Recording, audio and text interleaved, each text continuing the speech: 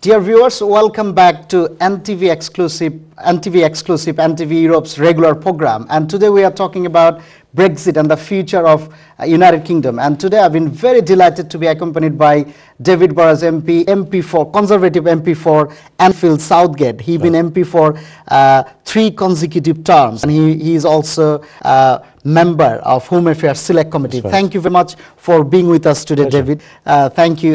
You are a great fan of NTV and you've been very supportive to NTV. And today we are talking about Brexit and the future of United Kingdom, and also the same time your politics and the campaign that you are involved in. So in our first segment, we were talking about the impact of Brexit within United Kingdom, particularly why you campaign for Brexit and what would be the ramification, particularly the economic and financial ramification in near future. This segment we will try to focus the impact of Brexit beyond United Kingdom, how it has impacted the politics and finance and on the whole globe. So let's start with America's presidential election. Many people, many Donald Trump supporters, they think Brexit was the earthquake that started in UK, and they also had the the output of it. How do you respond to that? Do you think Brexit and Trumpism is the same thing? I don't. I think it was used, as it's used elsewhere, as a vehicle to show that that the outcome can confound all predictions, that the pollsters and the established political class can lose. And I suppose that Brexit was like a voice of the underdog, those that thought that the people were ignored in the past and they can come through and they can win an election or a referendum.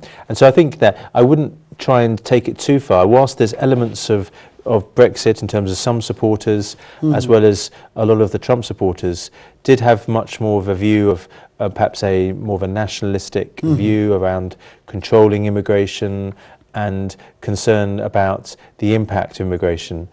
I wouldn't want to take that parallel too far because certainly my view and that of a lot of people who supported Brexit was that this is about a control of our borders, but it doesn't mean we're just going to put up a wall like Trump did. We want to actually provide much more an open global Britain.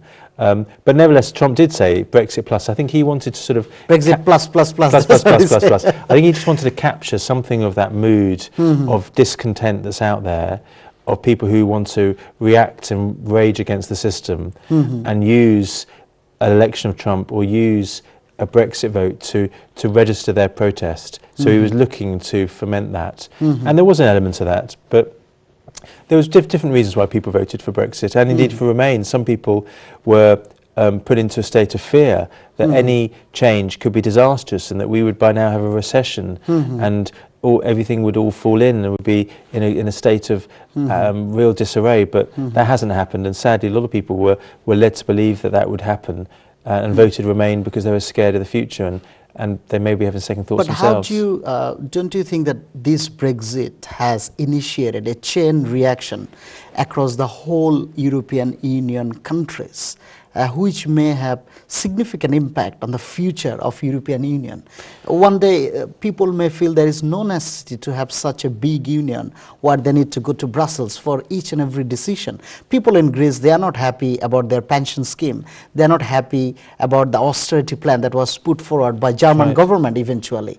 And also at the same time we have seen the rise of far right wing in the name of nation state democracy in many parts of the European Union. So how do you respond to that? Or what do you think of future of European Union? Yes, I think we can go too far in blaming everything from Brexit, from the rise of the far right nationalism to, you could even blame the fact that Arsenal didn't beat Bayern Munich. You could blame you can try and use everything to blame Brexit, and it's not true.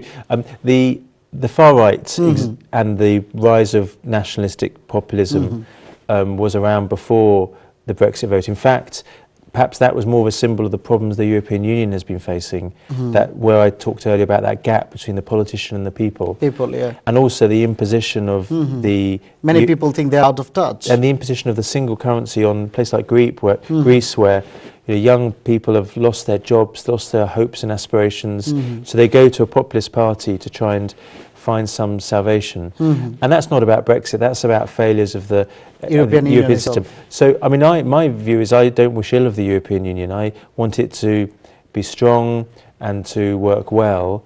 I don't think it's in the interests of the UK to have a dysfunctional, disunited European Union. But I think, as David Cameron sought to do, where the writings were on the wall, the challenges of a migration crisis, the challenges of one part of Europe in recession, the other part of Europe in growth, that needed more flexibility than the political masters were willing to give it. And that has led, in one sense, actually, to the UK saying, OK, enough's enough, we can't reform you from within, we'll have to be outside. And hopefully, what happens in Brexit can help a positive reform.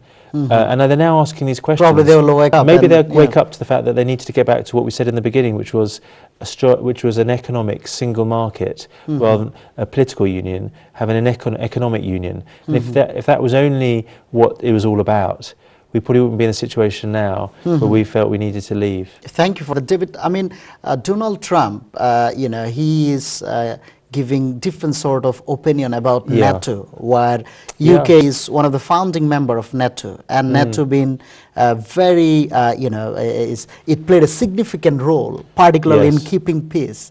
So how optimistic you are about the future of NATO having Donald Trump at White House? Well, one of the first visits was from our Prime Minister, Theresa May, to the White House, and what she was able to establish to make it crystal clear that he said 100% he was supporting he's very unpredictable. NATO. He's unpredictable. We maybe have to watch his tweets late at night. But I don't think he's tweeted against NATO recently. And he has confirmed, as has his Secretary of State, they have confirmed. And it's been confirmed when they've visited NATO as well.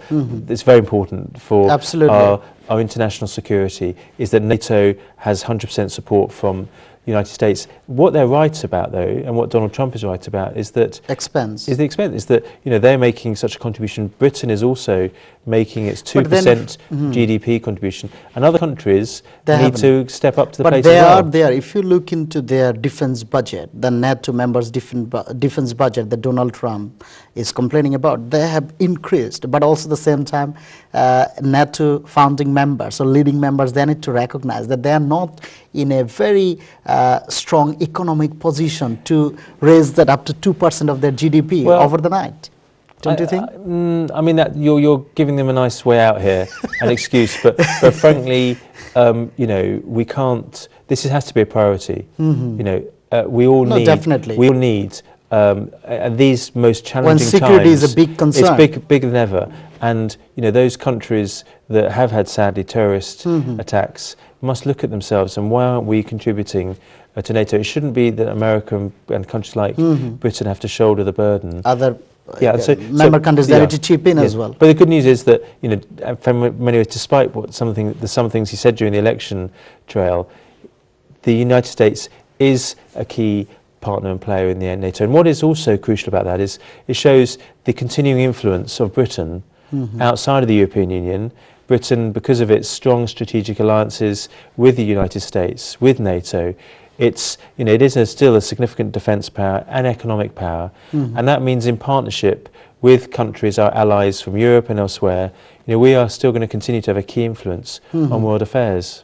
Well, thank you for the debate. If you said in our first segment, you said that you want to see a fair, level playing ground for high-skilled migrant from outside of European Economic Area. But when a Prime Minister, when she was in charge of when she was Home Secretary, when she was in charge of Home Office, she made so many decisions that actually sent a wrong signal for high-skilled migrant or international students from outside of European Economic Area. How do you respond to that? So, I mean, I am a member of the Home Affairs Select Committee. I'm one of those who has regularly challenged her and raised questions with her about this very issue. Well, if you and look what she would say now, if you look into the statistics, the number of Yes. all genuine Yes. International students Yes. has significantly gone down. Yes, I know. So it's not good Yes. for this So, country, is it? No, I agree, and I think it would be welcome if the international students' numbers was taken out of the figures Outside on of, migration. yeah, and net migrant and they figure. should be dealt with separately, and they're a distinct, welcome contribution to our students, to our research, to our economic High-skilled vitality. migrant doctors, Yes, engineers yes. as well. And so I mean, I think that would be the sensible thing to do, and there's moves to try and encourage the government down there to use the UK Statistics Authority, preferably, but maybe even the ONS to start to move down that route. And I'm sure we'll have those debates during immigration bills to come. So watch that space on that one. But I think what the Prime Minister would say to me is that I was Home Secretary then, and I was dealing with the fact that most of our uncontrolled migration comes from the European Union. Now that we gain control of our European Union Now migration, we can make right we decisions. can actually make right decisions, not just for European Union citizens who have to be working, but also to the benefit of non-European Union citizens who can benefit from our greater control of all migration, which will allow us to have the skills we need. Exactly. Rather than looking over our shoulder at an issue we can't control, we can put it all together, level the playing field, and welcome the skills that we need in different sectors. I mean, thank you for that. It's interesting that you mentioned about the net migration stuff. That Yes. you know there was a significant debate, a big debate, whether international student, whether they should be taken Yes. out of net migration figure. Because if you look into country like America, Canada, or Australia, they do not consider international student Yes. within the net migrant That's right. figure. So which is making Conservatives Party's manifesto into a challenge when It they is. want to control. It is. So does government have any plan in near future to take this out of take this number out of? Well, there's a cross-party concern about that issue, and the Home Affairs Select Committee have said it for some time. And so I say watch this space, because I'm hopeful that eventually the government will realise that we need to reset, as they will do, our policy in relation to immigration. So when we have a new immigration bill, confident that we're controlling all immigration better, those decisions can be made. We can reset the position, and I think it makes sense to ensure that international students are separate from the net migration figures. I think what the government are nervous of at the moment is that it seems that they would be trying to massage the figures to be able to keep a notional figure and manifesto commitment. I think the whole situation has changed now. Exactly. We need international students. We need to show that that's a very real way. And I All think the that- financial I and think that- cultural contribution and I is think quite our significant. Foreign Secretary understands that. He got that when he was the London Mayor and has spoke passionately about international students since. And they are a key component of our relationship with other countries and our economic vitality. And I'm sure that if we, in our trade deals with our Commonwealth friends and allies and others, they'll be saying to us, okay, we'll have this trade deal with you, but we're also going to have to recognise that international students also have to part to play, and our skilled migration has a part to play. So there'll have to be a package of support. Absolutely. I mean, Indian Prime Minister, he has already signalled that out. He said that very early on, didn't he? Exactly. He said, you know, we have close bondage with the United Kingdom. Yes. We have shared history. Yes. You know, that sort of heredity. Yes. But also at the same time, what's happening with Yes. our high-skilled migrant or That's international right. students. So I think it will Yes. be I on the think table as well. Where the Prime Minister would say is that with her experience as Home Secretary, there was an area that they needed to deal with, which was some abuse of the system by some students in some private colleges. That, like in any migration issue, in that control, it needs you to ensure that it's done appropriately and rightly, and the rules are abided by. But that doesn't mean that you completely ignore or indeed try and put into a net migration figure. They should be treated as they are in other countries, as a separate item. Exactly, and I think it's naive to paint everyone with the same colour. Totally right, and you know, it is a minority, and the majority is, and that's what's great about not least London, but also our country, is the fantastic exchange we can have. It works both ways as well. Exactly. I mean, increasingly in a global Britain, in our relationships, we will be. Our international students, we will have that exchange to other countries. Absolutely. And that needs to grow. Thank you very much, David. We'll talk more detail about your politics and Conservative Party in our final segment. Dear viewers, today you are watching NTV Exclusive. We need to go for a quick break. Stay with us.